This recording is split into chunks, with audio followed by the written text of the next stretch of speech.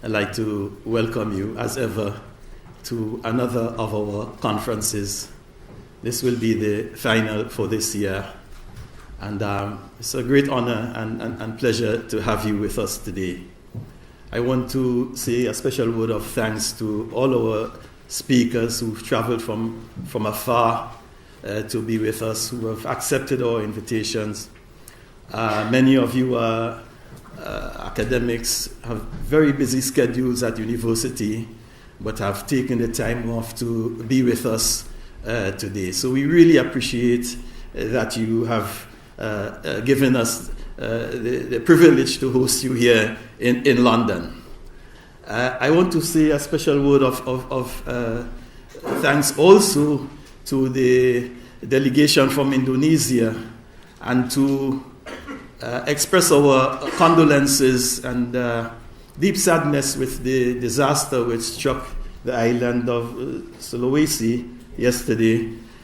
You are in our prayers and in our thoughts. My thanks also to the Welcome Collection for hosting us once again. And as Nassim has mentioned, we will do our best to make this a very cordial and successful event. My duty also is to thank the staff at MEMO, Middle East Monitor, for the incredible work in planning and executing this event. As ever, you've been outstanding in these endeavors. Now, some of you who are familiar with the discourse in British politics would have heard the phrase over and over recently that no deal is better than a bad deal. And this is not the first time. This is not an innovation. It's not a term that was created as a result of the Brexit controversy. In 1993 and the immediate years after, this was also said about Palestine and the Oslo Accords. There is a fundamental difference, however, that here in the United Kingdom we had the opportunity to vote in a referendum either for or against to remain or to exit. The Palestinians had no choice. They had no vote on Oslo. It was done in secret, wrapped up and then disclosed to the world in Washington on the 13th of September 1993. But there were other issues surrounding that agreement, that initial agreement that aroused and allowed the anguish of the Palestinian people to be more pronounced than ever, and justifiably so. And that was because of the letters of recognition exchanged between Chairman Arafat, who wrote on the 9th of September that the PLO recognizes the right of the State of Israel to exist in peace and security.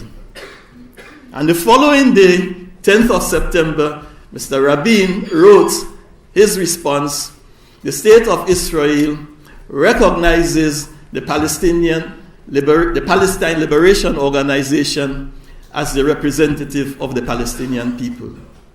I want you to note that there was no mention of self-determination. There was no mention of independence for the Palestinian people. And herein lies one of the fundamental flaws or fault lines of the Accords. So we are here today to revisit those documents, to assess why they failed or why they turned out in the manner in which they have, whether or not they constitute a viable framework for the future, and what are the possible alternatives.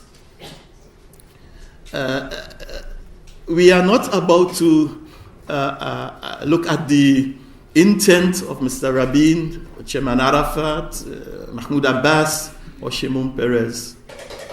What we are about to assess here today is the content of the Accords and their application. So us, this is more important than anything else. Their intentions, we leave that for another time. And so we've gathered experts, as you can see from the program, from across the world, including people who are themselves involved in the process, to help us navigate through the fog, the diplomatic and political fog created by Oslo. We welcome you and wish you a successful conference. Thank you.